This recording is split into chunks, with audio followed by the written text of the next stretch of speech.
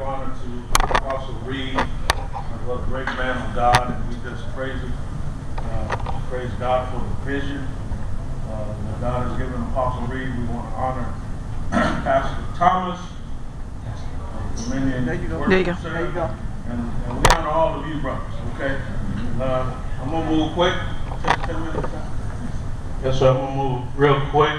And when Apostle was speaking this morning, Apostle Reed was speaking this morning, I just heard the Spirit say, talk about sound. Talk about sound. So I'm not going to really talk about myself. I just want to share with you what is your sound. What is your sound? Okay. Now, when I talk about sound, I'm not talking about your physical sound, your preaching sound, your poetic sound, your musical sound. I'm not speaking from the vantage point of your physical, but I'm talking about the strategy of the Lord, which is released in you, downloaded into you, and then released through you.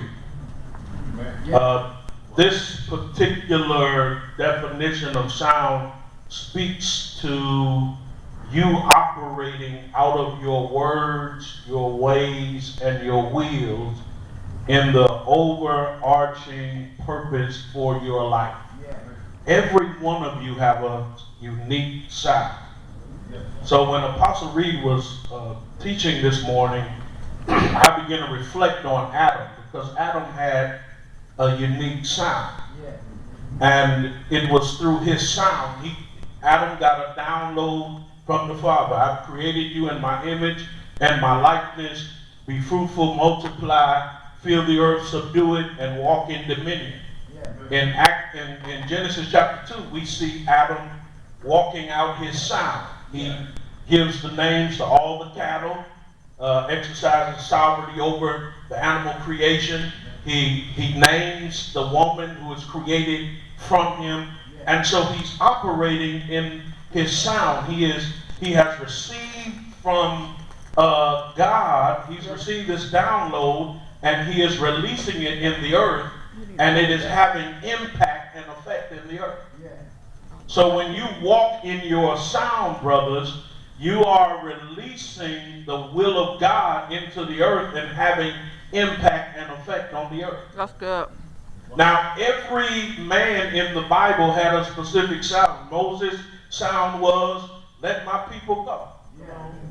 Jesus Christ's sound was, I came to seek and save those who were lost. The Apostle Paul's sound was, it is not I who live, but Christ lives in me. The life I now live in the flesh, I live in faith in the Son of God. Every man in the Bible had a unique sound. What happened then in Genesis chapter 3, the serpent came into Adam's house and began to talk to Adam's woman.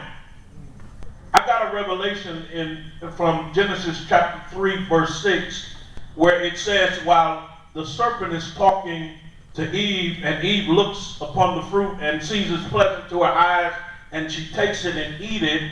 And then verse 6 says, and she gave it to her husband with her, and he ate.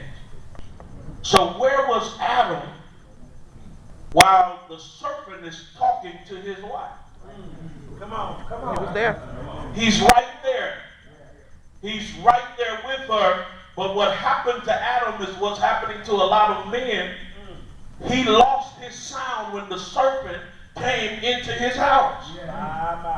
He refused to open his mouth and exercise dominion in the earth. And because of that, his woman, instead of hearing him, because his voice was the only voice she had been hearing. It was his voice that said, you are woman, you are flesh of my flesh, bone of my bone. She had been responding to his voice, but when the serpent came in, he had another voice, and so she responded to the serpent's voice. So two things I want to leave with you, my brothers. We cannot afford to quiet our mouths, we cannot afford to be afraid to release our sound. And then we must discover what our sound is. I operate, Pastor